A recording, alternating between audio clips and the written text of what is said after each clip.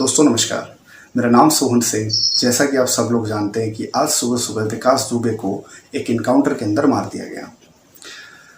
इस इनकाउंटर के बारे में कुछ फैक्ट्स मैं रखने की कोशिश करूंगा, लेकिन उससे पहले आप लोग एसएसपी के बयान एक बार सुन लीजिए। सचेंडी थाने के आसपास जो है बारिश के वजह से जो गाड़ियां हमारे मुलजिम लेके आ रहे थे स्किड होके यहाँ पे डिवाइडर में टकरा के पलट के गिरा है।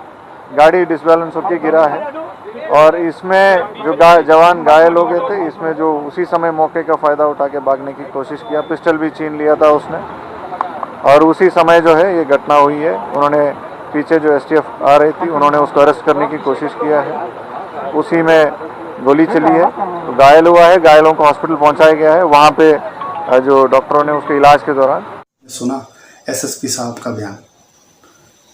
विकास दुबे का इनकाउंटर तो तय था, क्योंकि अगर इनकाउंटर नहीं होता तो न जाने कितने पुलिस अधिकारी और नेता लोगों के नाम सामने आते हैं। अब आप ये चीज़ सोचिए कि जो आदमी ढंग से चल भी नहीं सकता और जो खुद को सरेंडर करता है मध्य प्रदेश के अंदर जाके, क्या वो स्पेशल टास्क फोर्स के साथ होते हुए क्या वो भागने की कोशिश करेगा?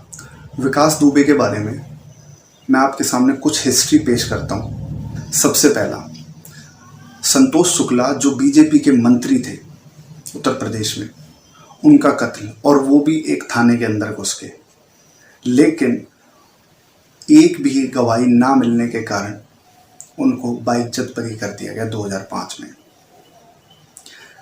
अब आप इसी चीज़ से अंदाज़ा लगाइए कि उसका कितनी अच्छी पकड़ थी बीएसपी, सपा और बीजेपी में भी। अब मैं बात करता हूँ बीएसपी की, बहन मायावती जी।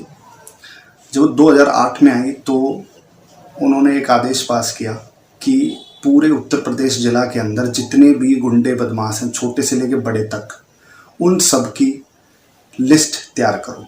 जब वो लिस्ट तैयार हुई तो उसके अंदर छोटे से लेकर बड़े बदमाश तक सबके नाम थे, सिवाय एक के, विकास दुबे।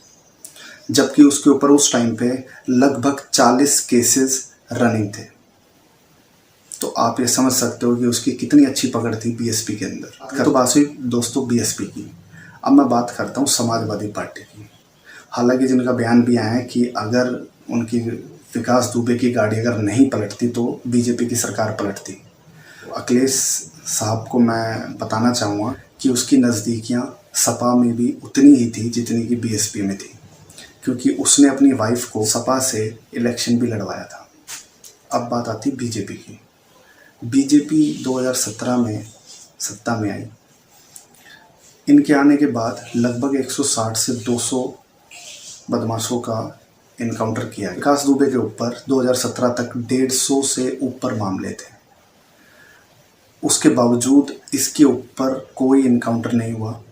उसके बाद 2019 में योगी सरकार के द्वारा हर जिले के टॉप 10 बदमाशों की लिस्ट मांगी गई, लेकिन आप सोच के हैरान हो जाओगे कि उसमें भी विकास दुबे का नाम नहीं था, जबकि इसके ऊपर 150 से ऊपर मामले थे। इस विकास दुबे के इनकाउंटर से कुछ लोग खुश हैं, कुछ लोग नाखुश हैं।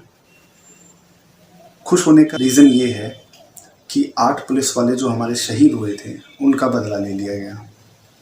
लेकिन दुख इस बात का है कि उस विकास दुबे के जाने के कारण कुछ ऐसे पुलिस अफसर या कुछ नेता के नाम सामने आने थे जो कि अब शायद ना आ पाए। और मैं गुजारिश करता हूँ हमारी सरकार, कोई गुंडा बदमाश इतना पनप ना पाए कि वो अपनी लिमिट भूल जाए। तो ये मेरे कुछ फैक्ट्स थे। अगर आपको कुछ सही या गलत लगता है तो आप मुझे ज़रूर मेरे कमेंट सेक्शन के अंदर बताओ और मेरा चैनल लाइक और सब्सक्राइब